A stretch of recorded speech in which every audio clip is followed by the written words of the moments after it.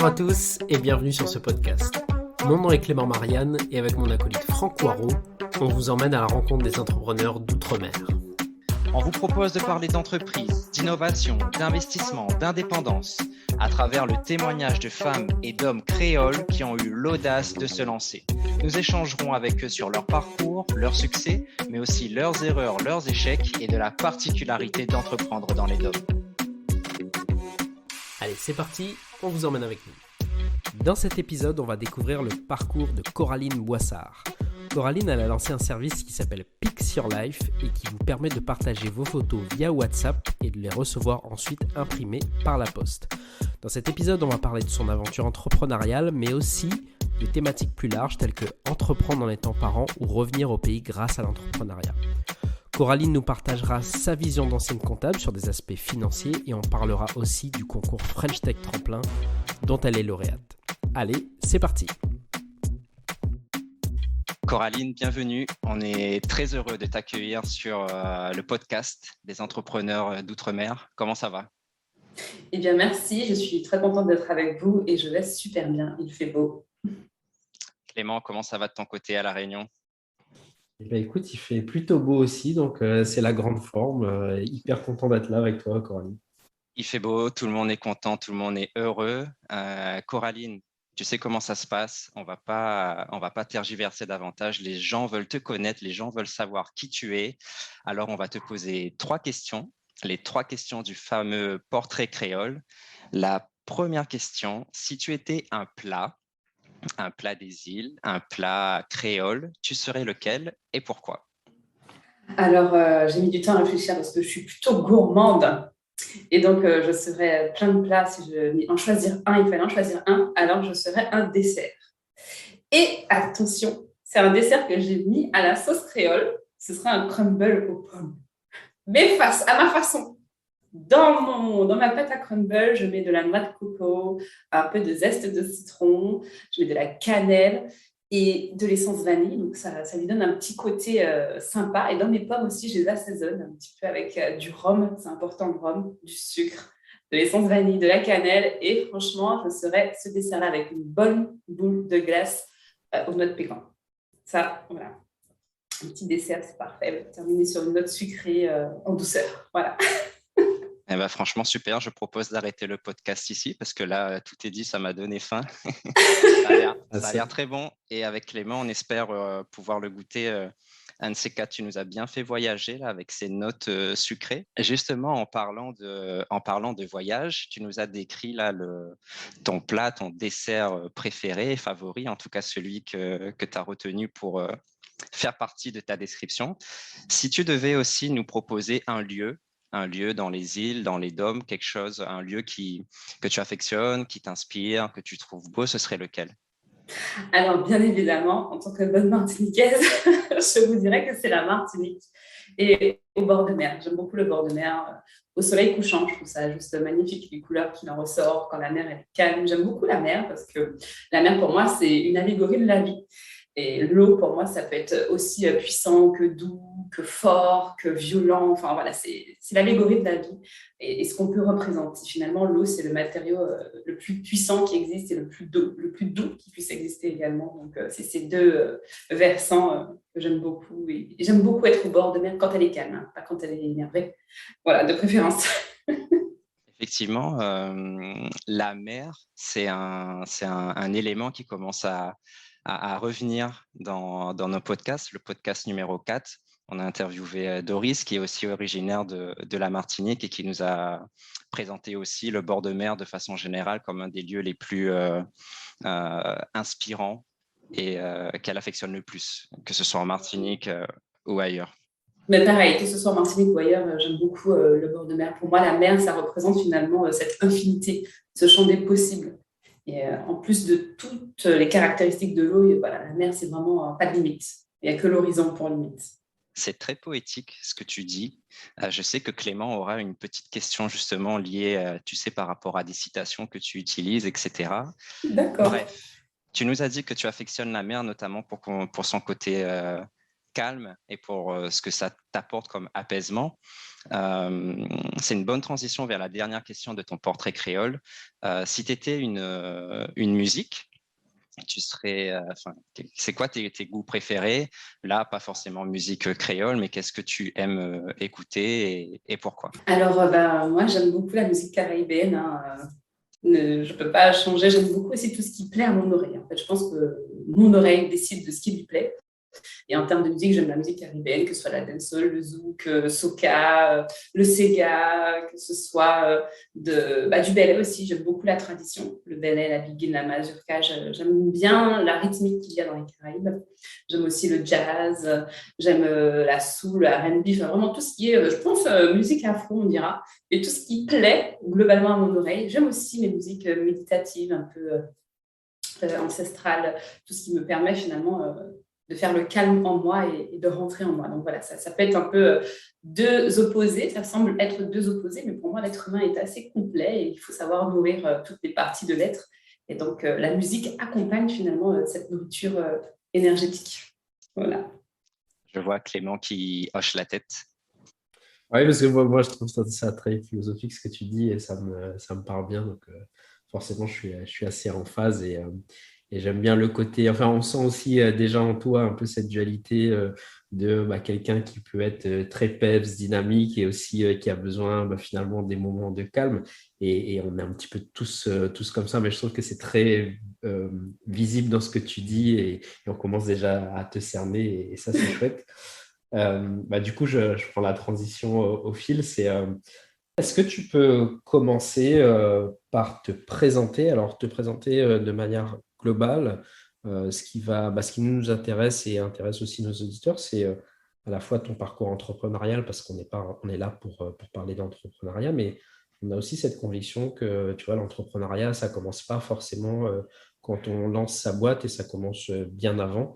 Du coup, ça nous intéresse de connaître ton parcours global et savoir qu'est-ce qui t'a amené dans l'entrepreneuriat et est-ce que tu peux du coup nous décrire ce que tu fais en quelques mots aujourd'hui pour que nos éditeurs puissent savoir qui tu es, ce que tu as fait et globalement qu'est-ce que tu fais dans l'entrepreneuriat aujourd'hui? Bien. Alors, comme je le disais, je suis martiniquaise, je suis née en Martinique. Et puis, j'ai quitté la Martinique depuis mes 13 ans. J'ai vécu 21 ans en France et là, j'ai opéré un retour au pays pour des convictions personnelles parce que j'ai à cœur justement de participer au tissu économique local, faire rayonner mon île. Et je pense que depuis le plus jeune âge, j'ai cette âme entrepreneuriale car quand j'étais petite, j'aimais déjà, par exemple, à Noël, recevoir un métier à tisser, confectionner des bracelets, les vendre sur la plage. On avait un canitier, pour ceux qui ne connaissent pas un canitier, c'est un fruit antillais, je ne sais pas si vous connaissez, enfin ça colle un peu, mais c'est hyper bon. Donc on avait un canitier au-dessus de la maison, donc je les cueillais et on les vendait finalement quand on allait sur les foires. Donc j'aimais déjà ce côté entrepreneurial, me dire voilà, j'aimerais beaucoup finalement avoir ma propre boîte plus tard, être mon propre patron, mais en même temps, la réalité fait que quand les parents nous parlent, ils nous disent oui, il faut avoir un beau boulot pour payer ses factures. Quand on voit nos parents galérer, on se dit bon, ok, peut-être. J'avais déjà cette vision de me dire que ma vie, je veux qu'elle soit autre chose qu'une galère. Et j'ai quand même écouté les conseils de ma mère. Donc, un beau matin, on allait à l'école avec des amis. Eh bien, je me revois consulter les offres d'emploi et voir qu'il y avait beaucoup d'offres d'emploi de comptables. Alors, je me suis dit, ces gens-là semblent ne jamais galérer pour avoir un travail. Et c'est ce que me conseille ma mère, donc je serai comptable. Et je devais avoir 10 ans quand j'ai dit ça. Et ça n'a pas loupé, j'ai été comptable. Comme quoi, la parole crée la réalité. Je me suis moi-même inconsciemment conditionnée. Et finalement, la comptabilité, c'est un très beau métier que j'aime beaucoup, que j'affectionne. Mais je me suis dit, j'aurais dû peut-être dire que je serais millionnaire et j'aurais été millionnaire aujourd'hui. Alors, j'ai changé mon mindset aujourd'hui et je me dis que ça arrivera. Et sait-on jamais dans quelques années. Mais voilà, j'ai fait cette carrière en comptabilité, un métier qui est assez administratif. Mais pour autant, j'avais toujours ce côté très créatif. Donc, toujours imaginer et penser à des business. Pour autant, je n'ai jamais vraiment franchi le pas, je n'avais jamais osé. Jusqu'à ce que je choisisse dans le groupe qui m'embauchait de franchir le cap de l'intrapreneuriat, c'est-à-dire entreprendre dans l'entreprise avec une idée qui me tenait à cœur. Donc, je n'étais pas forcément mon premier coup d'essai dans l'entrepreneuriat. Mais là, le fait d'être en tant qu'intrapreneur permettait finalement de garder son boulot dans une forme de matelas de sécurité tout en challengeant une idée. Donc, moi, j'avais fait le constat, en tant que maman de 2 garçons, que j'aimais beaucoup, moi, petite, consulter des albums photos. Il faut savoir que moi, je n'ai pas de photos de moi avant mes 18 mois. Et j'avais un peu ce sentiment de reproduire la même chose avec mes enfants, de ne pas leur laisser cet héritage photo, alors que moi-même, j'en avais un peu souffert. Et je me suis dit, aujourd'hui, on s'abonne pour tout, sauf pour la photo. Alors, pourquoi pas proposer un abonnement autour de la photo?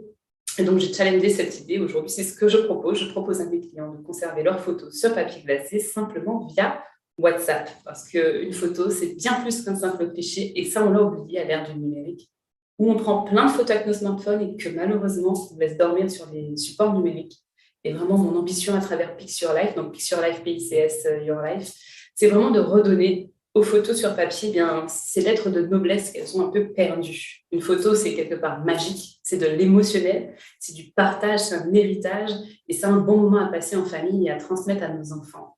Et même pour nous, quand on vieillit, c'est important quand même de voir finalement cette chronologie de notre vie sur papier, parce que d'ailleurs récemment, en novembre 2021, il y a un article qui est sorti dans Le Monde où des experts s'accordent à dire que le meilleur moyen pour conserver ces photos, eh bien, c'est sur papier, parce que la photo numérique, elle n'est pas forcément viable comme on l'imagine, puisque les supports évoluent, la technologie évolue, les clouds appartiennent à des sociétés privées, et voilà, ils en arrivent à cette conclusion. Donc, mettez vos photos sur papier glacé, et avec Picture Life, c'est via WhatsApp.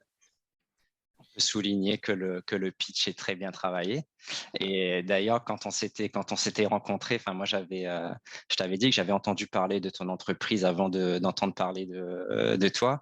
Et effectivement, enfin la proposition de valeur est hyper intéressante et on va y revenir. Ça fait partie des points forts qu'on veut creuser avec toi. Là, moi, il y a quelque chose que tu as dit dans ton parcours. Tu dis qu'à un moment donné, tu as eu l'opportunité de passer à l'intrapreneuriat. Est-ce que tu pourrais nous expliquer dans quel cadre ça s'est fait et comment? Alors, dans le groupe qui m'embauchait, il faut savoir déjà, ça fait un moment que je voulais entreprendre. J'ai déjà essayé par d'autres moyens, mais j'avais cette peur de quitter mon boulot pour franchir le cap. Et dans le groupe dans lequel ils m'embauchaient, c'est un groupe audiovisuel situé en Île-de-France, ils ont mis en place un grand parcours digital. C'est-à-dire qu'ils voulaient sensibiliser la totalité des salariés, il faut savoir qu'il y a plus de 3000 salariés, à la mutation du monde qui est en train de s'opérer avec le digital. Donc, selon les secteurs de métier, selon les départements, que ce soit finance, marketing, etc., ils ont adapté un parcours. Moi, je fais partie du département finance. Et donc, ils nous ont fait un petit parcours sur 3 jours. Et dans ce parcours, je me suis rendu compte qu'effectivement, le digital, c'était assez important. Et puis, je m'intéressais déjà à tout ce qui était mindset. Mais s'y intéresser, lire, ce n'est pas le pratiquer. Moi, j'ai une croyance maintenant, encore plus aujourd'hui qu'hier, c'est-à-dire que la théorie ne suffit pas. La pratique fait l'expérience. Tant qu'on n'a pas expérimenté une position, on ne peut qu'en avoir une supposition, l'approcher. Elle n'est pas connue dans les cellules, dans la matière. Et donc, il y avait cet homme qui disait, voilà, une idée, il faut savoir s'en dépersonnifier. C'est vraiment se dire, mon idée, il faut se dire que ce n'est pas moi et je ne fais que l'accompagner. Et donc, ça continue à germer, parce que comme je vous disais, ce n'était pas la première fois que je voulais entreprendre. Et justement, ma précédente entreprise n'avait pas été jusqu'au bout aboutie, j'avais pris personnellement, disons. Et donc, après avoir eu cette vision de se dire, voilà, mon idée, ce n'est pas moi, c'est une idée à qui je donne la main et que j'accompagne, déjà, ça permet de prendre un peu de recul et de se dire, finalement, je vais donner la main à cette idée, on va avancer ensemble, et cette idée, je vais la challenger, mais elle aussi, elle va me challenger, elle va m'apprendre des choses, on va s'enrichir mutuellement. C'est-à-dire que l'idée, je la nourris, mais l'idée aussi va m'apporter des choses. C'est-à-dire que quand je vais l'accompagner, ça me fera de l'expérience. Et puis, il y a eu ce programme intrapreneurial qui a été lancé, et puis je faisais un bilan de compétences en même temps à côté, et puis j'en parle à la nana du bilan de compétences qui me dit, vas-y, lance-toi. Et je me suis dit, ouais, c'est vrai, pourquoi je ne me lancerais pas? Et puis, quand j'en ai parlé un peu à mes collègues, c'était, oui, mais il existe déjà plein de trucs de la photo, qu'est-ce que tu vas faire dans la photo? Puis, pourquoi pas? Et là, encore une fois, c'est tout ce qu'on engendre en termes de lecture, tout ce que j'engendre en termes de lecture, c'était le moment de le pratiquer, de se dire les détracteurs, il faut les laisser un peu de côté et se faire confiance à soi, parce que moi, j'en ai envie. Oui, effectivement, il existe plein d'acteurs sur le marché, mais je peux aussi faire ma différence et avoir ma place, tout simplement, et proposer quelque chose de différent. C'est-à-dire, ça reste de la photo, mais proposer de la photo différemment. Parce que je trouvais que les acteurs, enfin je trouve d'ailleurs toujours que certains acteurs proposent de l'impression photo, des produits, mais qu'on ne met pas forcément l'accent sur ce que représente la photo, c'est-à-dire de l'émotionnel. C'est vraiment un moment unique qu'on choisit de capturer. C'est-à-dire quand on appuie sur le bouton, je ne sais pas si les gens en ont conscience, on fait le choix d'immortaliser un instant. Et c'est vraiment qu'on puisse prendre conscience de toute cette valeur qu'il y a quand on prend une photo, lui redonner ce que je disais au départ, ces lettres de noblesse. C'est-à-dire que moi, quand je prends une photo, je me dis, waouh, qu'est-ce que je veux laisser comme trace? Donc, c'est faire attention à l'environnement autour. Par exemple, quand je prends quelqu'un en photo, je me dis, bah, tiens, peut-être dans 10 ans, le fait que cette personne voit qu'elle avait ces chaussures-là dans ses pieds, ça va lui rappeler quelque chose parce que c'est peut-être sa mère, son père ou son mari qui lui a offert le bijou. Enfin, voilà, et cette photo va être transmise. J'ai toute cette notion de transmission, en fait, qui vient derrière. Et quand je vois certains clients qui m'envoient leurs photos et qui me font confiance, justement, pour immortaliser ces instants, je me dis que je fais partie je fais partie un peu dans cette chaîne de transmission avec leurs enfants plus tard. Et ça me remplit de joie. Il y a un truc que je voulais souligner par rapport à ce que tu dis, parce que ce que tu dis quelque part en parlant de tes détracteurs qui te disent bah oui, mais finalement ça existe déjà et pourquoi se lancer là-dedans, ça me rappelle quelque chose que j'ai lu il n'y a pas très longtemps. Quand tu te lances dans l'entrepreneuriat, généralement il y a deux grandes catégories. Celles dont tout le monde se souvient qui sont plutôt les innovations qu'on appelle de rupture, parce qu'en fait, ça vient bouleverser les usages et que du coup, c'est ça qu'on a en tête quand on parle d'entrepreneuriat. Mais réellement, il n'existe pas que ces innovations de rupture-là. Et en fait, la grosse majorité des entrepreneurs font plutôt de l'innovation qu'on appelle incrémentale, où on part sur quelque chose qui existe déjà et qu'on améliore par un service complémentaire ou une manière de faire différente. Et c'est en plein là-dedans que tu te situes. Et justement, quand je lisais cet article, il y a quelque chose qui faisait vraiment écho à ça, c'est que l'auteur disait, mais finalement, si les concepteurs de TikTok se disaient, mais ça existe déjà, on ne va pas le faire, parce qu'il y a déjà Facebook, et ben aujourd'hui, TikTok ne serait pas ce qu'il est aujourd'hui. Donc, il y avait déjà Snapchat, il y avait déjà Facebook, etc. Et ça n'a pas empêché TikTok de venir sur le marché existant et l'exploser. Donc, ça me fait penser à ça. Et du coup, je voulais revenir sur cette idée, tu vois, que tu as d'imprimer des photos via WhatsApp. Comment t'es venue cette idée? Et deuxième chose, dans la continuité de ma question, tu dis que tu avais toujours cette idée d'entreprendre, mais tu n'avais jamais vraiment passé le cap. Qu'est-ce qui a fait qu'à ce moment-là, tu as décidé de passer le cap vs les autres fois où tu t'es dit, bah, finalement, j'y vais pas, tu vois? Alors, comment m'est venue l'idée? Tout simplement, au départ, il faut savoir que moi, Picturelife, j'avais un produit final de fou. C'est-à-dire que moi, je voyais vraiment un algorithme qui viendrait faire le truc automatique, parce que j'aimais bien ce côté avant avec l'argentique, où on prenait une photo et qu'on allait chez le photographe, finalement, on ne savait pas ce qu'on allait avoir comme photo. C'était un peu ce côté un peu surprise du jeu. Quand on prenait notre appareil photo, on capturait, mais on ne savait pas, on ne voyait pas la photo. Donc moi, je voulais aussi recréer ça avec la photo numérique. C'est-à-dire que parfois, on prend plein de photos avec nos smartphones. Et puis, d'ailleurs, Google Images le fait bien. Hein, ils nous font des petites suggestions. Et donc, c'est agréable d'avoir cette pépite de rappel finalement non choisie, inconsciente, qui revient et qui me dit « Ah oui, j'avais vécu ça il y a 3 ans, il y a 4 ans. » C'était pour recréer ça. Mais finalement, un algorithme, ça coûte bonbon hein, quand même. Hein. Et finalement, l'entrepreneuriat, qu'est-ce que c'est? Eh bien, c'est d'abord de fonctionner en frugalité, avec les moyens du bord, en mode MacGyver. J'ai une allumette et un bout de ficelle, et il faut que je fasse une tente avec. Donc, voilà. Et donc, c'était un peu ça. Donc, j'ai été formée par cours entrepreneurial à la méthode du design thinking, en mode itératif, c'est-à-dire qu'on peut avoir une idée, mais finalement, est-ce qu'on a challengé l'idée auprès de l'utilisateur final? Donc, c'est partir dans tout un circuit. J'ai une idée, je vais observer ma cible, qu'est-ce qu'elle est, qu'est-ce qu'elle veut et comment elle fonctionne. Donc, par des principes de journée map, mettre en place des formulaires pour recueillir de la donnée. Et donc, dans la journée map, il s'avère que tout le monde aime prendre des photos et que l'appétence retombe au moment de devoir les conserver. Et l'appétence remonte une fois qu'on a les photos papier. D'ailleurs, selon une étude Canon, nous sommes tous équipés de terminaux à 85% de personnes. On prend nos photos avec nos smartphones. 76% des personnes déclarent aimer la photo papier et pourtant seulement 10% des gens le font. Et donc, il me fallait réussir à rehausser cet engouement pour développer la photo. Et donc, j'ai mis en place un formulaire où j'ai demandé finalement à plus d'une centaine de personnes qu'est-ce qu'elles préféraient pour rentrer en contact. et opérer le service. Donc, je proposais le mail, Messenger, WhatsApp, pardon, et le MMS. Et WhatsApp a été largement publicité avec le mail derrière. Étonnamment, Messenger, pas du tout, alors qu'à l'époque, les spécialistes me disaient oui, mais Messenger, c'est la première messagerie en France utilisée pour faire du business, mais pas du tout de personne n'avait publicité ce canal-là. Donc à l'époque, on me disait mais WhatsApp, mais non, les API sont hyper bloqués. Donc quand je dis à l'époque, j'ai commencé quand même fin 2017, donc début 2018 à Challenge DB, on est en 2022, et je suis contente d'avoir gardé cette idée. Bon, j'ai encore des détracteurs qui me disent ouais, mais bon, WhatsApp, ça compresse l'image, mais il faut savoir que ça reste léger pour une photo 10 par 15, c'est très correct. Et donc l'idée de WhatsApp, c'est par là, c'est par le résultat de l'enquête que j'ai menée auprès des utilisateurs, une enquête que j'ai renouvelée là au mois de décembre, où encore les gens sont sur WhatsApp et on n'a qu'à voir les chiffres de WhatsApp, c'est-à-dire qu'on a beau comment dirais-je, dire ce qu'on veut sur WhatsApp, c'est quand même un canal non négligeable à forte croissance pour les prochaines années, où justement maintenant ça appartient au groupe Meta. Ils veulent l'ouvrir aux professionnels pour justement le commerce.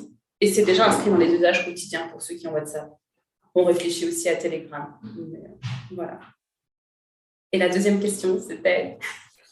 L'autre question, c'était qu'est-ce qui t'a donné, on va dire, ce déclic par rapport aux autres fois où tu t'es dit je vais entreprendre, de le faire cette fois-là et de ne pas lâcher le projet finalement suite aux échanges avec d'autres personnes.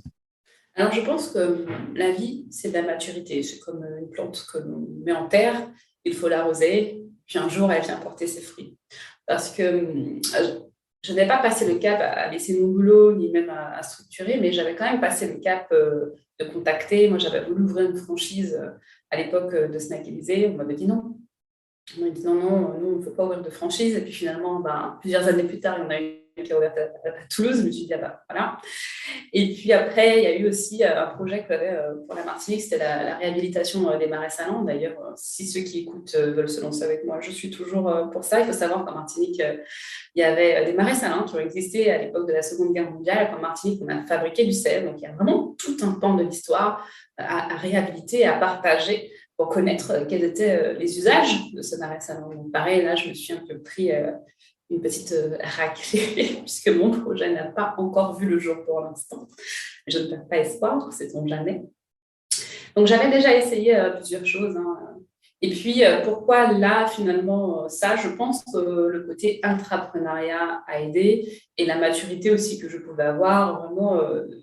je n'ai pas cette conception d'une routine de vie, métro, boulot, dodo, et depuis très jeune, je suis rentrée finalement dans ce schéma par rapport à l'éducation que j'ai pu avoir. C'est-à-dire que mes résultats étaient bons, cadre dans un groupe, j'ai mon permis, j'ai des enfants, je ne mourais pas de faim, enfin, je pouvais voyager quand même de temps en temps. Mais j'avais ce besoin de sens à ce moment de ma vie où finalement, tout était un peu…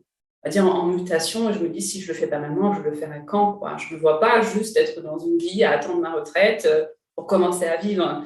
J'ai vraiment ce besoin de sens, et de participer, d'être actrice, participer à quelque chose de plus grand que moi. Je ne peux pas prétendre révolutionner les choses, mais je pense que lorsque on voit des choses qui ne nous plaisent pas, il vaut mieux être celui qui propose, même si ce n'est pas forcément pris en considération tout de suite.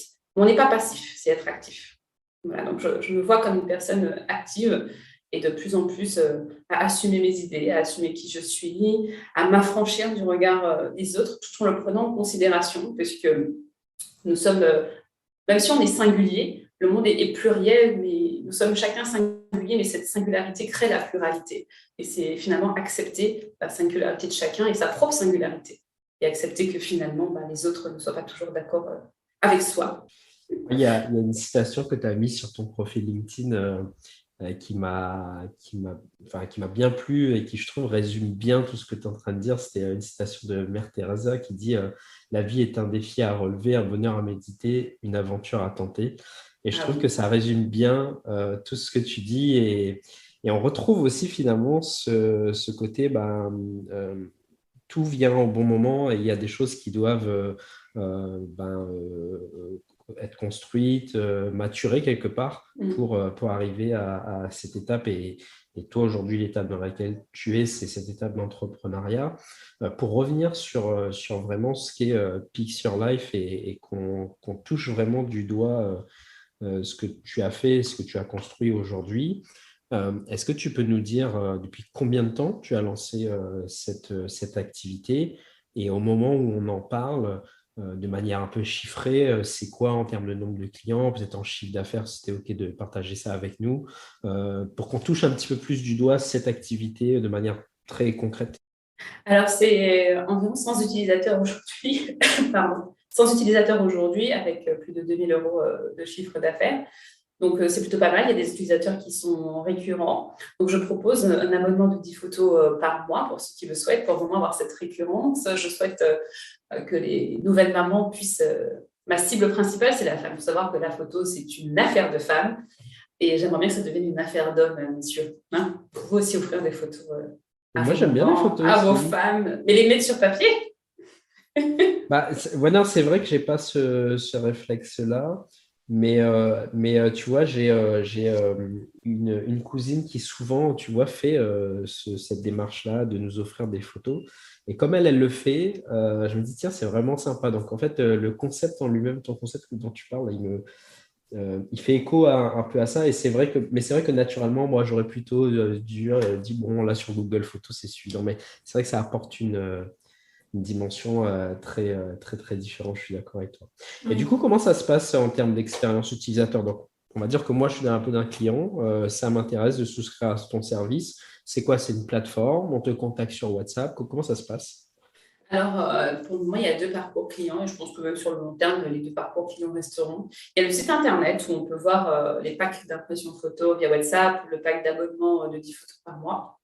Et puis, il y a des produits dérivés aussi. Donc, c'est le site internet pixyourlife.fr, donc PICS Your Life. Et donc, on choisit son pack d'impression photo ou son produit. Hein. Les autres produits ne se font pas via WhatsApp, ils se font dans ce parcours classique du site internet. Mais le produit, vraiment, WhatsApp, c'est pour simplifier la conservation des souvenirs, être dans le quotidien des gens. Donc, on paye son pack d'impression photo sur WhatsApp. Et après, on passe dans WhatsApp, on envoie ses photos. Et on les reçoit à l'adresse de son choix pour offrir un moment de bonheur à la personne qui les reçoit. Donc, ça peut être pour soi et pour offrir. Et c'est partout en France, partout dans le monde. Oui, c'est partout en France, partout dans le monde. Après, il faut voir le modèle économique. Hein. Parfois, c'est ça aussi. C'est-à-dire que, comme je disais tout à l'heure, tant qu'on n'a pas expérimenté une position, on ne se rend pas compte de tout ce qu'il y a derrière. Donc, ma volonté, c'est de vraiment être présente à l'international, hein, que Pixurlife soit une entreprise locale basée en Martinique, avec une réverbération internationale, c'est-à-dire qu'il y ait des gens avec une adresse postale qui puissent recevoir. Mais on se confronte bien aux frais de logistique, aux frais d'acheminement et qui sont un peu particuliers sur les territoires ultramarins, malheureusement. Et c'est aussi faire partie de ces personnes qui vont peut-être amener la réflexion pour le changement, sait-on jamais. Mais voilà, la volonté, elle est là, c'est de pouvoir avoir une entreprise en Martinique qui livre partout dans le monde. Moi, j'aimerais revenir sur un mot que tu as employé et qui a retenu mon attention. Ce mot, c'est MacGyver. Et je me dis que peut-être les plus jeunes qui nous écoutent ne sauront pas du tout de quoi on parle, mais je pense que c'est... Bon, déjà, allez googliser, vous allez voir. Et je pense qu'il a inspiré toute une génération de start-upers. Et quand tu as dit ce mot, je sais pas, ça m'a ramené quand j'étais tout jeune et que cette série passait à la télé. Et ça m'a fait penser aussi, on avait fait un exercice, je me rappelle, j'étais en CM2, c'était avant les années 2000, et on nous avait demandé d'imaginer le futur. Ce serait quoi, qu'est-ce qu'il y aurait en 2020? L'idée, c'était ça. C'était un peu le thème avoir 20 ans en 2020, qu'est-ce qui se passera? Et je me rappelle que, par exemple, dans ma classe, on était une trentaine d'élèves et on était tous... il y avait un consensus pour se dire qu'en 2020, il y aurait des voitures volantes. Et je pense que tout le monde imaginait ce futur avec des voitures qui volent, etc. Et donc, tout le monde était d'accord sur cette innovation de rupture, pour revenir à ce que Clément disait. Mais je me rends compte qu'il n'y a personne, et là, je ne parle pas que dans ma classe d'élèves de 10 ans, mais aussi au niveau national et international, il n'y a personne qui s'est dit que dans 20 ans, on pourrait partager les voitures et en faire un bien mutualisé. C'est-à-dire que tout le monde a imaginé l'arrivée des voitures volantes, mais personne n'a vu venir Uber, par exemple. Et moi, c'est des sujets qui m'intéressent énormément, de se rendre compte que finalement, l'innovation, elle vient là où on ne l'attend pas, bien souvent. Moi, j'aime beaucoup l'exemple de l'entreprise BIC. Pour moi, c'est l'entreprise la plus innovante du monde parce qu'ils sont toujours dans cette démarche et ils proposent, je trouve que quand on propose des innovations qui ne sont pas forcément technologiques, c'est là qu'on peut facilement créer la différence. Aujourd'hui, je trouve que c'est difficile d'avoir l'idée du siècle. Je pense que l'idée du siècle, elles ont toutes déjà, disons, eu lieu. Et moi, je trouve ça très intéressant comment toi, ton produit, finalement, c'est pas une invention, mais c'est plutôt un détournement, en fait. Parce qu'aujourd'hui, effectivement, en 2022, je sais pas, vous êtes un groupe d'amis, vous faites une journée à la plage, vous faites une randonnée, vous allez à une soirée ensemble, chacun prend ses photos. Bon, on veut tous se partager les photos. Qu'est-ce qu'on fait? On crée un groupe WhatsApp et tout le monde s'envoie les photos. Ça se fait en 2 clics et c'est super simple. Et moi, dans la présentation de Pixurlab, ce que j'avais aimé, c'était justement de se dire, je vais utiliser ce canal-là, qui est utilisé maintenant par tout le monde pour les partages de photos. Je vais l'utiliser pour justement capter ces photos et après en faire des impressions. Donc ça, c'est la première innovation d'usage incrémentale que je trouve disruptive dans ce que tu proposes. Et pour rebondir un peu sur les questions de Clément, pour rentrer un peu plus dans les coulisses de ce business. Très concrètement, une fois que toi, tu reçois ces photos-là sur WhatsApp, c'est quoi la chaîne après, la chaîne de valeur entre le moment où j'envoie les photos et je reçois? Quelles sont les étapes où toi, tu interviens? Quels sont les freins que tu rencontres au fur et à mesure? Et qu'est-ce que tu peux nous dire à propos de ça? Alors, une fois que je reçois les photos, pour le moment, c'est manuel. Alors, j'avais en tête d'automatiser le service et je suis en train de m'interroger. Est-ce que finalement, c'est le moment? Est-ce que c'est finalement viable? Je pensais que ça pouvait déranger les gens d'avoir un opérateur derrière qui voit leurs photos. Et avec l'expérience, je me rends compte que non. Et qu'au contraire, pour certaines personnes, c'est même plutôt rassurant. Puisque le pain point principal, c'est que quand on passe par ces plateformes en ligne, alors déjà, il faut charger ses photos. Donc, une fois, ça peut être long, le temps de les choisir, etc. Et puis, une fois qu'on les a chargés, ça nous indique que la qualité n'est pas forcément bonne et puis qu'il y aura un recadrage. Et la plupart des gens, ils n'ont pas forcément envie, donc ils valident la commande comme ça. Et quand on les reçoit, on a un bout de tête, un bout d'œil, un bout de bras coupé. Et donc, ce n'est pas forcément le plus agréable. Et moi, comme j'expliquais tout à l'heure, déjà, quand je prends une photo, pour quelqu'un, pour une amie, moi je suis cette personne qui va me coucher au sol, trouver le bon angle, faire attention à la lumière, attention, tu as un papier qui traîne par terre, ton bout de cheveux, il ne va pas, voilà. Donc, vraiment, on est en train d'immortaliser un souvenir, donc on va le faire bien. Et donc quand quelqu'un m'envoie une photo, j'ai aussi à cœur, quand il va recevoir cette photo, qui est l'essence du moment quand il a capturé. C'est-à-dire que limite, je me dis, tiens, je deviens la personne qui a pris la photo. Je me dis, si la personne a jugé important de m'envoyer cette photo pour la mettre sur papier, c'est qu'elle a un sens pour cette personne. Donc, effectivement, ce qu'on ne sait pas, c'est que quand on prend une photo avec un smartphone, sur le smartphone, il y a différents formats de prise de vue. Et les formats de prise de vue ne sont pas tous adaptés au format papier, il y a un décalage. Et donc, il y a des gens, ils pensent qu'ils ont pris une photo, c'est bon, ça va rentrer sur mon papier. Non, ça ne va pas rentrer sur le papier. Donc, soit la photo sera beaucoup plus large que le 10x15, et s'il n'y a pas suffisamment de recul sur la photo, eh bien, il y a un rognage qui doit être opéré. Et c'est se dire, le rognage par rapport au fichier que je viens de recevoir, je vais le faire, mais comment je vais le faire? Alors, je me dis, s'il y a suffisamment de buste, je peux couper un peu le buste parce qu'on voit quand même le vêtement. Qu'est-ce qui est en arrière-plan? Qu'est-ce qui a été important pour cette personne quand elle a fait la photo? Donc, je travaille sur ce côté, finalement, faire attention à conserver l'essence du moment. Donc, il peut y avoir des photos qui vont être rognées parce qu'il y aura suffisamment de recul. Et il y a d'autres photos où volontairement, je fais le choix de les compresser, c'est-à-dire de garder le format entier de la photo et donc des marges blanches vont apparaître sur le cliché. Parce que le format carré, il a bien son nom, c'est carré. Donc sur du 10x15 qui n'est pas un format carré, eh bien la photo ne peut pas être pleine et entière s'il n'y a pas suffisamment de recul. Donc c'est aussi accompagné, je me rends compte qu'il y a finalement besoin d'acculturer les gens sur le support qu'ils ont dans les mains. Faire une photo, ce n'est pas juste j'allume mon smartphone et je clique. Il y a des paramètres propres à chaque téléphone, Mais il y a des similarités dans ces paramètres quand même. Le format 4 tiers, le format full, le format carré, et puis d'autres formats, paysage, portrait. Et c'est avoir conscience que selon le format que j'aurais prédéfini, paramétré sur mon smartphone, il va plus ou moins rentrer facilement sur un support papier. Donc voilà, je me rends compte qu'il y a besoin de ça. Je me rends compte aussi que les gens n'aiment pas avoir des photos rognées n'importe comment. Donc, d'où la question de me dire, est-ce que finalement, l'automatisation, me poser la question de ça et de me dire, j'ai aussi une volonté, c'est de participer au tissu économique local. On connaît la situation des DOM et particulièrement de la Martinique où la population est vieillissante, où finalement les jeunes ne trouvent pas de place dans les entreprises pour rester sur le territoire, ils sont obligés de partir. Et je me dis que ça peut être un axe de création d'emplois que de proposer à des opérateurs d'être derrière des écrans et finalement avoir cette essence de photo qui soit conservée. Donc voilà, c'est vraiment conserver l'essence du souvenir et c'est en plus de WhatsApp, je pense que c'est la plus-value de Picture-Life aussi à l'heure actuelle. Donc, l'interrogation est là par rapport au fait de se dire est-ce qu'on automatise ou pas. Donc, si on suit le processus, donc il y a la réception via WhatsApp. Ensuite, il y a cette étape de tri, de revalorisation de la photo, de faire en sorte qu'elle puisse être bien imprimée. Et justement, après cette phase d'impression, est-ce que tu as ton propre matériel d'impression? Est-ce que tu passes par un sous-traitant? Je passe par un sous-traitant pour le moment.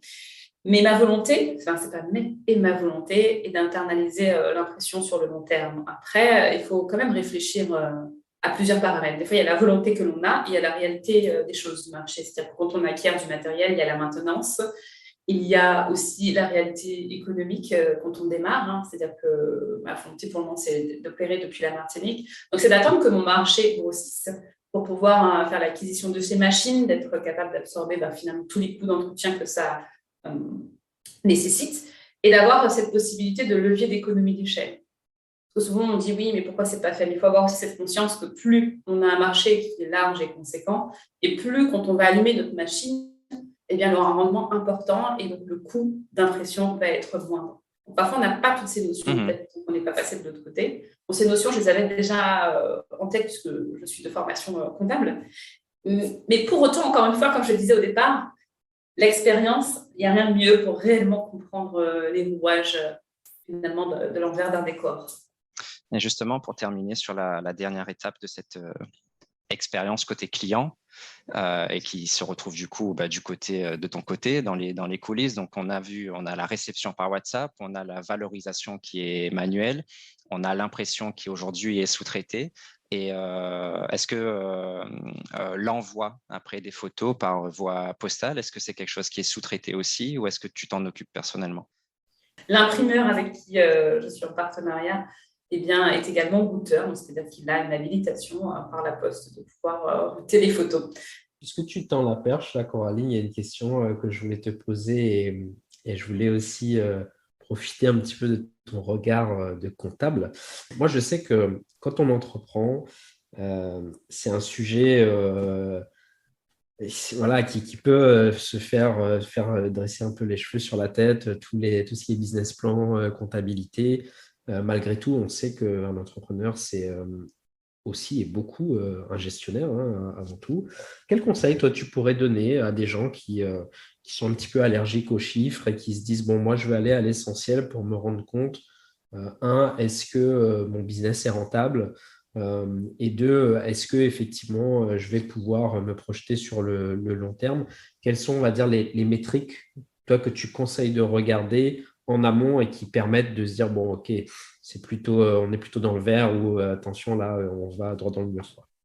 Alors, je trouve ta question hyper intéressante et ça va m'amener à un petit proverbe qui dit les cordonniers sont souvent les plus mal chaussés. C'est-à-dire qu'on est souvent meilleur conseiller que meilleur praticien. C'est-à-dire que quand j'ai ma casquette de comptable, pour moi, tout est simple. Mais oui, regarde, voilà, il suffit de chiffrer. Et puis voilà, mais une fois qu'on se retrouve en tant qu'entrepreneur, donc on a la casquette de comptable qui se souvient de dire, c'est simple, il suffit de chiffrer. Mais on se rend compte que finalement, le chiffrage, c'est pas si évident que ça. C'est-à-dire que là, il faut faire des prévisionnels. Donc comptable, c'est mon budget, donc ok, je suis conseillère, etc. Mais finalement, quand on est dans la casquette, dans les baskets plutôt de l'entrepreneur, on se rend compte qu'il y a des notions qui ne sont pas si évidentes finalement. C'est-à-dire quand on a un business, quand on veut faire de l'abonnement, quel sera le taux d'attrition. Donc là, c'est se renseigner sur les business qui sont similaires, qui font de l'abonnement. Le taux d'attrition, c'est le taux de perte de clients que j'aurai au fur et à mesure que les mois vont passer. C'est le coût d'acquisition, mais qui sait ce que c'est qu'un coût d'acquisition? C'est au doigt mouillé, parfois ou pas. C'est aussi pareil, c'est regarder ce que les autres font et ce qui a marché pour un, ça ne veut pas dire que ça va marcher pour soi. Et en même temps, il faut rassurer finalement les partenaires financiers. Donc, le business, ça reste important. Ma casquette de comptable le dit clairement et ma casquette d'entrepreneur sait que ce n'est pas évident. Et pour ceux qui veulent se lancer et qui ont du mal avec cette partie business plan, je dirais écrivez l'histoire de votre société. C'est-à-dire, on écrit l'histoire, on dit, moi, pour faire ma société, j'ai besoin d'une machine. Cette machine va me servir à, elle aura besoin d'électricité, j'ai besoin d'un local, j'aurai besoin de chaises, j'ai besoin d'un PC parce que j'aurai un alternant. Donc, c'est vraiment écrire l'histoire de son quotidien. Et une fois qu'on a écrit l'histoire de ce quotidien-là, ça peut être, on surligne les mots-clés, machine, entrepreneur, alternant, électricité, quoi d'autre, mobilier, site internet. Et là, on se dit, OK, on prend du recul. Le site internet, c'est l'investissement de départ, donc ça va être un poste en investissement. L'électricité, ça va être une charge fixe, le loyer également. Les impressions, ça va être plutôt une charge variable parce que je vais utiliser plus ou moins d'encre, plus ou moins de papier en fonction du volume de commandes que j'aurai. Donc, c'est vraiment écrire l'histoire finalement de son entreprise, de comment on la visualise pour simplifier après la mise en chiffres de son business plan quelque part.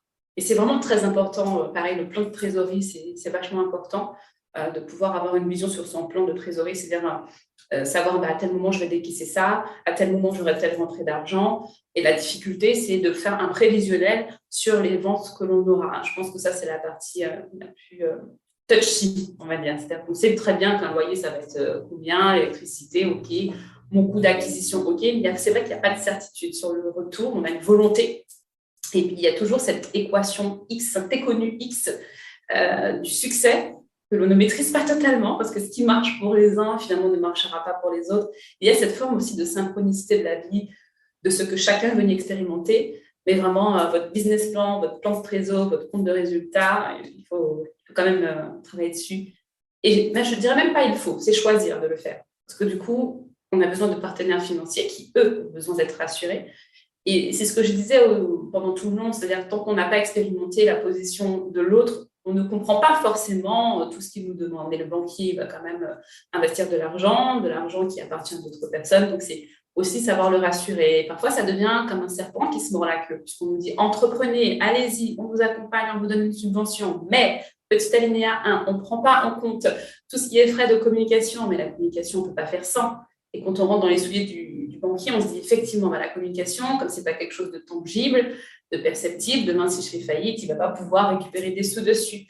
Et puis finalement, le banquier, on dit oui, allez-y les entrepreneurs, il faut diversifier le milieu de l'entrepreneuriat, il faut que vous veniez de divers horizons. Et quand on arrive devant le banquier, il dit bon, ok, c'est un prêt personnel. Qu'est-ce que vous avez à engager pour les garanties du prêt? Rien, mes chaussures, si vous voulez. Je sais pas, mais voilà, donc c'est aussi avoir ce mindset. Vraiment, je pense que ce qui fait la différence de tous les entrepreneurs, c'est le mindset. C'est-à-dire l'adversité, elle sera là. C'est comment, quand l'adversité va se présenter, qui tu vas être à ce moment-là, qui tu vas être pour te dire ok, j'entends tout ce qu'on me dit, mais qu'est-ce que je fais? Et il y a un livre que j'aime beaucoup et que j'ai à cœur de partager avec ceux qui nous écoutent, c'est L'Alchimiste. L'Alchimiste, j'aime beaucoup ce livre. Il est revenu souvent, ce livre, L'Alchimiste. Je me disais, le titre ne m'inspirait pas. Et puis un jour, je me suis dit, bon, je vais quand même le lire, parce qu'il revient quand même souvent, ce livre. Et merci à la vie de l'avoir représenté à plusieurs moments dans ma vie. Parce que je crois que c'est… Comment il s'appelle l'auteur? Enfin, le protagoniste principal. Non, pas l'auteur. Je crois que c'est Diego. Diego, je ne sais plus, le personnage principal. Eh bien, moi, j'aime beaucoup son histoire. C'est-à-dire qu'il vient quelque part de nulle part, c'est un berger. Pendant son voyage, il va rencontrer un alchimiste qui, lui, a fait toutes ses études d'alchimie. Et au final, il sera beaucoup plus alchimiste que l'alchimiste lui-même parce qu'il aura compris finalement cette subtilité du monde, cette perception. Il va comprendre. Il va comprendre au-delà de la connaissance. C'est-à-dire qu'il l'expérimente dans sa chair, et il aura compris que la vie va le challenger, va l'éprouver. Parfois, la barrière d'entrée, elle est haute pour une raison. Donc, il faut finalement aller jusqu'à cette barrière d'entrée qui peut être haute, parce que la barrière de sortie va être basse par moment, alors que parfois, la barrière d'entrée peut être basse, mais la barrière de sortie qui nous attend, c'est ce fameux laxisme que l'on peut avoir dans le quotidien, ce côté on remet à demain, et puis demain arrive, après-demain arrive, on n'a toujours rien fait et la vie est passée. Donc, j'ai envie de vous dire qu'on n'a qu'une vie, et la vie, c'est maintenant. Je trouve ça très intéressant ta réponse, parce que Clément t'a posé une question finalement sur les chiffres, et tu lui as répondu en employant cette expression que j'ai beaucoup aimée, c'est finalement il faut écrire l'histoire de son entreprise. Et on voit que toi, l'histoire de Pick Your Life, tu as décidé de l'écrire en Martinique.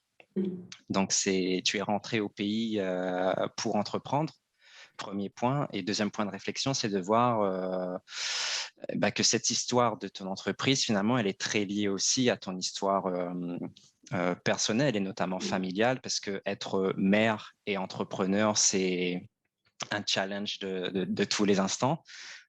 Qu'est-ce que tu peux nous dire finalement sur cette histoire-là de venir entreprendre en Martinique et entreprendre en Martinique tout en étant parent? Qu'est-ce que tu peux nous dire là-dessus? Être femme, entrepreneur, maman, savoir lâcher prise sur certaines choses, et encore une fois, avoir savoir vider finalement sa gueule quand l'eau rentre de ce que les autres peuvent dire, et savoir cette indulgence envers soi. Ce que je redis, c'est pas forcément tous les jours simple, c'est aussi impliquer ses enfants. On n'a pas forcément vouloir les préserver sur toutes les choses, c'est leur dire la vie des fois c'est difficile, hein. Parfois on a tendance à vouloir que la vie elle soit simple. Pour moi, la simplicité, c'est un sport dans ma perception aujourd'hui, c'est quelque chose qu'on entraîne tout simplement. On ne rentre pas dans un sport en étant excellent. Et pour moi, la simplicité, c'est un sport au même titre que le basket, le foot et tout ce qui s'ensuit. Et le retour au pays, je l'ai un peu dit au départ, c'était vraiment cette volonté de revenir. Je suis partie à l'âge de 13 ans pour des raisons personnelles, assez dans la précipitation, on veut dire. C'est un choix de ma mère que je comprends tout à fait. Et j'ai toujours eu ce manque de chez moi. Donc ça fait longtemps que je voulais revenir, mais je ne voulais pas revenir pour dupliquer une routine, en plus, d'autant plus que la vie est chère. Quand on est un peu loin, on a quand même cette perception de la vie chère, quoi. Se dire, est-ce que je vais y arriver, ces limites-là. Et puis, ce qu'il faut savoir, c'est que j'ai aussi eu un désordre de santé, un petit souci de santé, où la thyroïde a commencé à déconner, pour partager. Et ce sont ces claques, finalement, de la vie. Avant, quand quelqu'un me disait, j'ai un problème à la thyroïde, je dis, c'est une petite glande encore. C'est ce que je disais encore une fois, j'y reviens. Tant qu'on n'a pas expérimenté une position, on ne peut pas savoir à quel point c'est challengeant, c'est galvanisant, ou peu importe. Tant qu'on n'a pas expérimenté une position, franchement, et même moi encore des fois, il m'arrive de faire cette erreur, mais la thyroïde, c'est hyper important dans le corps. My goodness, ça régule tellement de choses. L'hormone du sommeil, la digestion, la structure des os, la circulation sanguine, le cœur. Et là, tout s'est mis à s'emballer d'une manière dont je ne comprenais pas du tout la chose qui m'arrivait. J'avais l'impression d'être dans le corps d'une femme de 80 ans. Et je me suis dit, waouh, à 32 ans, qu'est-ce qui m'arrive si je devais mourir là aujourd'hui? Parce que j'ai vraiment flippé, Je me suis dit, mais qu'est-ce que j'aurais fait? Je ne suis pas forcément alignée aux valeurs que je prône. Au fond de moi, je sens bien cette réticence dans ce schéma de vie que j'ai, qui a des résultats plutôt sympas, mais pour autant, je suis encore dans le schéma métro boulot dodo. Qu'est-ce que j'attends pour passer à l'action? Donc, merci finalement à cette hyperthyroïdie qui me disait aussi peut-être que j'étais un peu hyperactive un peu sur tous les fronts, donc qui m'a ramené finalement à cette réflexion, à cette introspection. Et un des symptômes les plus dérangeants, c'était cette tachycardie, c'est-à-dire le cœur qui bat hyper vite, même au repos. C'est-à-dire, waouh, est-ce que mon cœur ne va pas rompre? Et puis, les démangeaisons. J'avais envie de sortir de ce corps, littéralement, je vous dis. J'avais des démangeaisons et j'avais qu'une envie, c'était limite J'aurais voulu qu'il y ait une fermeture sur mon corps et que je puisse en sortir parce que je ne voulais plus être là. Et je me suis dit, voilà, regarde dans ta vie, tu ne veux pas être là et pourtant tu es dedans et qu'est-ce que tu fais? Donc, ça amène à cette réflexion. C'est finalement, le corps nous parle, sincèrement. on dit souvent la maladie, mais c'est finalement le mal a dit. C'est-à-dire voir finalement qu'est-ce que la maladie veut nous dire. C'est-à-dire que lorsque tout ce qu'on n'exprime pas, eh bien, s'imprime. Quand on réprime quelque chose, ça va ressortir finalement sur le corps. Et c'est réussir à lire ce que le corps veut nous dire. J'aime beaucoup tout ce qui est le développement personnel. Je m'intéresse beaucoup à l'humain. D'ailleurs, je propose aussi des accompagnements aux femmes sur cette thématique du féminin, parce qu'en tant que femme, on s'est aussi déconnecté de notre féminin et les hommes aussi. Et donc, ce passage à l'action est dû aussi en grande partie à cette expérimentation d'être, je ne vais pas dire enfermée dans un corps qui me montrait la projection de ce que ça pouvait être plus tard, quand je serai âgée, et de me dire waouh, c'est cette expérience et qu'est-ce que finalement j'aurais fait pour vivre et non survivre et voilà, à quel moment j'aligne mes actions à ma parole. Donc, merci finalement à cette spiritualité de s'être présentée sur ma route. Je le dis là maintenant, mais je ne le disais pas avant. Et donc tout ça pour dire que les points se connectent toujours dans le futur. On parlait de citations, j'aime beaucoup, elles me drive beaucoup. Quand quelque chose se présente et que je ne comprends pas forcément sa portée toujours, eh bien, je me dis, continue le chemin et la ligne d'arrivée, tu pourras te dire, OK, ce qui s'est passé, c'est passé pour telle raison, je comprends. Ah, OK, c'était pour ça. Ah, d'accord. Ah, ça m'a enseigné ça. C'est-à-dire que chaque difficulté nous enseigne quelque chose et il nous appartient de voir si on comprend la leçon ou pas, parce que la vie, eh bien, va répéter l'apprentissage, comme un DST, un devoir sur table. Il me rappelle des mauvais souvenirs, là.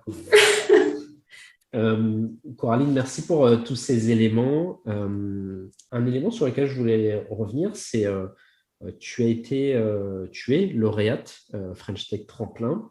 On parlait tout à l'heure de comptabilité et de l'importance aussi peut-être d'aller solliciter des acteurs. Est-ce que tu peux nous dire déjà ce que c'est, ce que ça t'apporte et comment tu as fait pour accéder justement à ce titre et avec tout ce que ça implique pour toi et pour ton entreprise?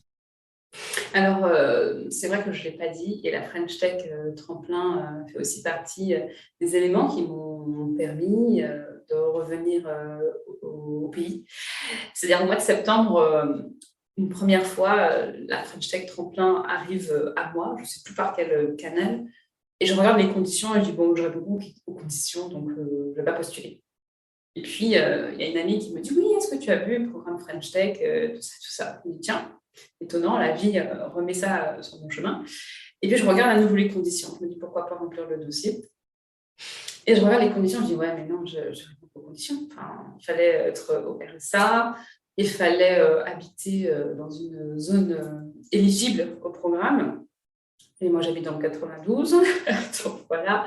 Et je me dis, mais quelles sont les villes éligibles? Donc, j'avais cette curiosité de voir les villes éligibles. Et je vois la Martinique éligible. Je dis, ah, depuis le temps que tu veux rentrer au pays pour participer, c'est peut-être audition économique locale, c'est peut-être le moment de le faire. Et vraiment, sans blaguer, hein, j'ai posé ma candidature à 23h59. Et d'ailleurs, je l'ai écrit dans la candidature. Et je dis, voilà, moi, je suis martiniquaise. Ma volonté, c'est d'implanter mon entreprise en Martinique. Et donc, voilà. Si vous voulez plus de détails, contactez-moi. Et on me contacte un mercredi soir pour me dire que j'étais attendue le vendredi matin en Martinique, alors que j'habite dans le 92 à Paris et que j'ai 2 enfants. On m'attendait vendredi matin pour commencer le programme French Tech Tremplin. Et donc, ça, c'est encore une des leçons de la vie que j'ai envie de partager, c'est oser. Même quand vous ne remplissez pas des conditions, vous ne savez pas ce que la vie vous réserve. Osez. Franchissez la barrière. Qu'est-ce qu'on risque au pire? C'est un non. Et malgré que j'ai ce mindset, je me vois encore dans des éléments de ma vie, encore avoir cette hésitation. Et donc, même quand je vous donne ce message, je me l'applique à moi-même. Quand vous ne correspondez pas à quelque chose et que vous avez envie d'y aller, osez. Vous voyez cette offre d'emploi qui vous intéresse, on demande Bac+5, mais vous avez Bac+2, osez. Au contraire, peut-être que c'est vous qui ferez la différence. Ils se diront, ah, tiens. Donc, osez. Il y a des barrières d'entrée qui sont mises exprès pour finalement décourager les moins valeureux. Et donc, osez. J'ai envie de vous dire oser. Donc, j'ai osé. Et je me suis organisée pour être présente le lundi matin. Donc, le mercredi soir à Paris, on m'a appelé à 23h. Et donc, le vendredi, je n'avais pas trouvé l'organisation optimale avec les enfants. J'ai pris l'avion le dimanche et j'étais là à 8h30 au village. Et puis après, le programme a continué. J'ai postulé à French Tech Tremplin Incubation, où là aussi, j'ai eu l'agréable surprise d'être sélectionnée pour bénéficier d'un an d'accompagnement. Et donc, pareil, il faut être sa parole. Enfin, en tout cas, j'ai choisi d'être ma parole. Quand on m'a donné le go, eh bien, j'ai rendu appartement, j'ai coupé tout pour pouvoir venir m'installer en 3 semaines au pays et être ma parole, pour aligner mes actions à ma volonté. Et du coup, ça a été dur, hein, je ne vais pas vous mentir. Hein. La peur, maintenant, j'en fais mon allié. La peur a beaucoup à nous enseigner.